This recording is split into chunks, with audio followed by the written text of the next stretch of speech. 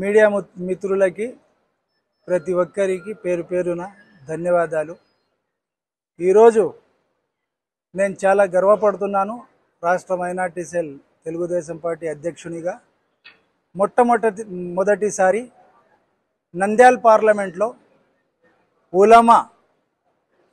ఉలమా meaning Islamic scholars, ఉలమా ఇమాములు, హుఫాజ్ meaning Holi ఖురాన్ని బైహెట్ చేసిన వాళ్ళు ప్రతి ఒక్కరికి మన నంద్యాల పార్లమెంట్ సెగ్మెంట్ నుంచి ఆహ్వానించడం జరిగింది।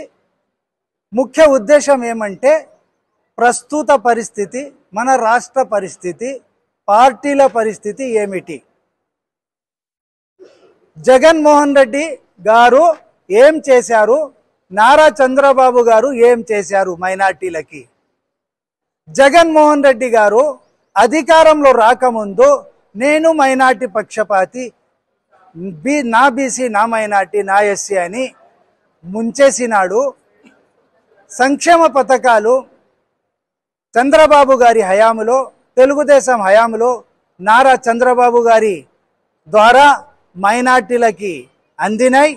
జగన్మోహన్ రెడ్డి ప్రభుత్వంలో ఎటువంటి సంక్షేమ పథకం లేదు, అన్ని మూత వేశాడు।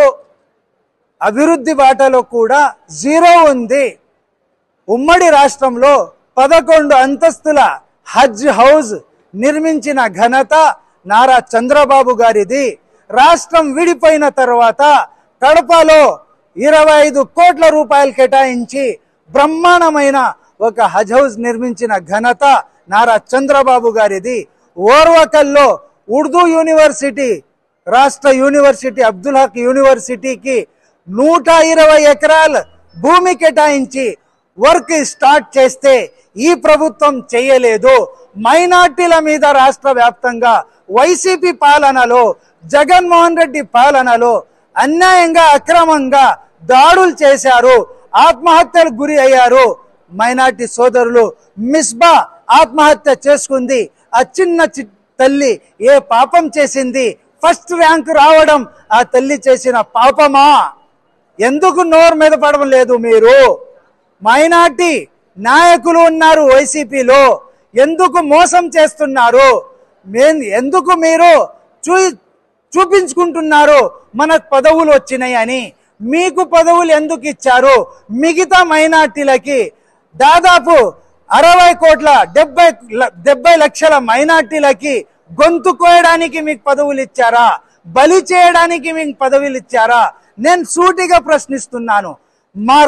నర్సరావుపేటలో షేక్ ఇబ్రాహీంని 72 సంవత్సరాల వయస్సు వక్ఫ్ ప్రాపర్టీని ప్రొటెక్ట్ చేశాడని వైసీపీ ఎమ్మెల్యే, అతని అనుచరులు, గుండాలు దాడి చేసి నడి రోడ్డు మీద హతమార్చారు। ఎవరు ప్రశ్నించే వాళ్ళు లేరు। ఏమయ్యారు డిప్యూటీ సీఎం? వైసీపీలో ఉన్న డిప్యూటీ సీఎం ఏమయ్యారు? ఎమ్మెల్యేలు ఏమయ్యారు? ఎమ్మెల్సీలు ఏమయ్యారు? మళ్ళీ కొత్త డ్రామా తెరపైకి తీసుకువస్తున్నారు। బీజేపీతో అలయన్స్। మీరు ఎవరితో ఉన్నారు స్వామి? మీరు 19 నుంచి ఇప్పటి వరకు ఎవరితో ఉన్నారు?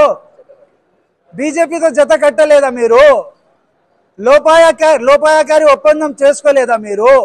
రాష్ట్రానికి తాకట్టు పెట్టలేదా మీరు? సిఏ ఎన్ఆర్సీకి సపోర్ట్ చేయలేదా మీరు? చేయలేదా? సూటిగా ప్రశ్నిస్తున్నాను। తలాక్ బిల్ కి సపోర్ట్ చేయలేదా? సబ్స్క్రైబ్ చేయండి, రెగ్యులర్ నోటిఫికేషన్స్ కోసం బెల్ బటన్ ని ప్రెస్ చేయండి।